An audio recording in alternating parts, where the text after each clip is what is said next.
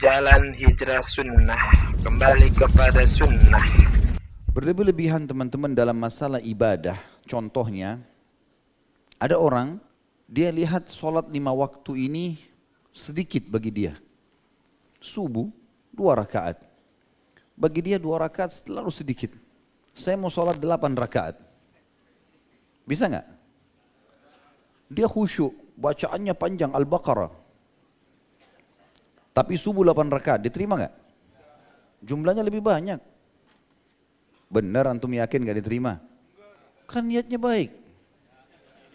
8 rakaat, khusyuk, berjamaah, diterima nggak? Kenapa nggak diterima? Walaupun niatnya baik. Karena Allah tentukan berapa? 2, sudah cukup 2. Enggak, saya mau 8. Ya udah silakan di alam lain. Duhur 4 rakaat, enggak, saya mau 12. Misal, maghrib 3, terlalu sedikit, 12 rakaat. Ini semua gulu namanya. Jadi Allah sudah tentukan, enggak, dia anggap dia harus tambah. Seperti itulah, ya. Sama puasa Ramadan, sebulan. Enggak, saya mau puasa Ramadan ya 2 bulan. Jadi bulan Syawal pun saya anggap Ramadan. Gulu, berlebihan. Gitu kan. Masalah haji, haji tanggal 8 Zulhijjah sampai 13 Zulhijjah, cuma 6 hari, haji 1 bulan, biar Arafah Mina sudah kosong orang saya mau sendiri, khusyuk, bayar biaya, kemah, gak diterima. Ya. Masuk dalam masalah ini misalnya, orang mengerjakan ibadah yang tidak diperintahkan Nabi SAW, walaupun banyak dia kerjakan. Tapi Nabi gak pernah suruh. Masih ingat kisah Hasan Basri rahimahullah yang pernah ada waktu beliau mengimami sholat asar di Masjid Jami' Basrah. Hasan Basri, Basri nama kota. Dinisbatkan beliau pada itu karena beliau ulamanya kota Basrah. Selesai sholat asar ada orang di pinggir saf pertama. Begitu salam habis zikir dia berdiri sholat sunnah. Tentu ada hadis yang menjelaskan teman-teman bolehnya sholat ba'diyah asar. Tapi sebagian ulama mengatakan ini sholat ba'diyah asar di awal-awal. Kemudian datang larangan untuk sholat setelah subuh dan setelah asar. Tentang keluarnya tanduk iblis. Maka hadis tentang larangan sholat habis asar menghapus bolehnya tadi sholat asar setelah ba'diyah asar gitu kan. Hasan Basri lalu melihat orang ini berdiri sholat sunnah 2 rakaat. Hasan Basri mau tegur nanti aja habis sholat. Begitu dia habis salam berdiri lagi sholat. 2 rakaat lagi. Hasan Basri tunggu sampai salam, cepat sekali dia berdiri. Sholat lagi yang ke-6 rakaat. Sampai 8 rakaat. Habis salam 8 rakaat pun masih mau berdiri. Hasan Basri waktu sudah 8 rakaat datang ke belakangnya. Begitu dia salam dipegang tangannya. Dia udah tahu nih kenapa dipegang. Belum ditegur dia sudah bilang, apakah Allah akan menghukum saya gara-gara saya sholat?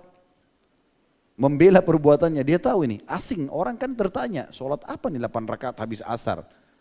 Tapi dia langsung membela dirinya sebelum ditanya dia mengatakan, apakah Allah akan hukum saya gara-gara saya sholat? Kata Hasan Basri, tidak, tapi Allah hukum kamu karena kamu buat sholat itu. Enggak diperintahin ngapain kau kerjain nih? Allah bisa hukum kamu gara-gara itu, gulu, berlebih-lebihan. Enggak boleh, gitu kan? Masih ingat juga teman-teman sekalian kisah tentang 3 orang sahabat yang melihat ibadah ini udah banyak udah dikerjain semua, yang wajib, yang sunnah, semua sudah dikerjain. Kita mau ekstra ibadah. Lalu mereka habis sholat ngumpul di masjid bertiga ngobrol satu sama yang lain.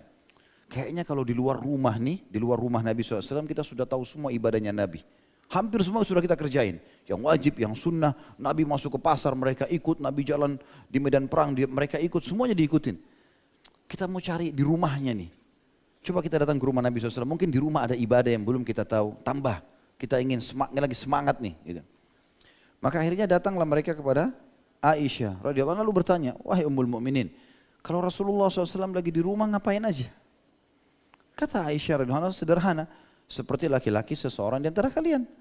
Dia masuk rumah, dia bantu istrinya, apa yang dia bisa bantu. Bahkan Nabi SAW menyelesaikan banyak hajatnya sendiri. Dan beliau pernah menjahit sendiri sendalnya atau sepatunya yang putus. Gitu kan. Maka dalam hadis dikatakan ka'annahum aqalluha. Seakan-akan 3 sahabat ini, tanda kutip ya di sini, kayak nganggap remeh. Kok seperti ini ya? Mereka mau mungkin ada sholat 1000 rakaat kah? Yang tidak ada orang kerjakan gitu loh.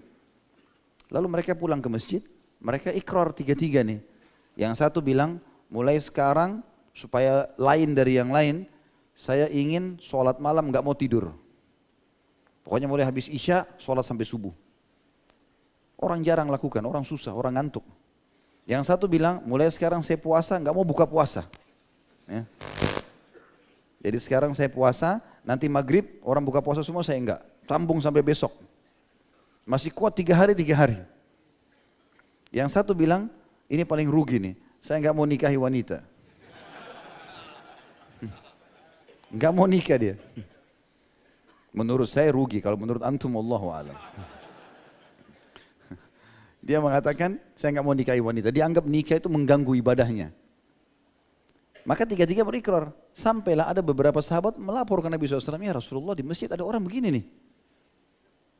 Berikrar seperti ini. Nabi SAW masuk ke masjid, naik ke mimbar, setelah memuji Allah, baca salawat untuk diri beliau SAW, lalu beliau mengatakan, telah sampai kepada saya, ada sebagian orang di antara kalian berkata begini, dia mulai sekarang tidak mau lagi tidur malam, maunya sholat terus. Yang satu bilang tidak mau buka puasa sampai sudah tidak tahan.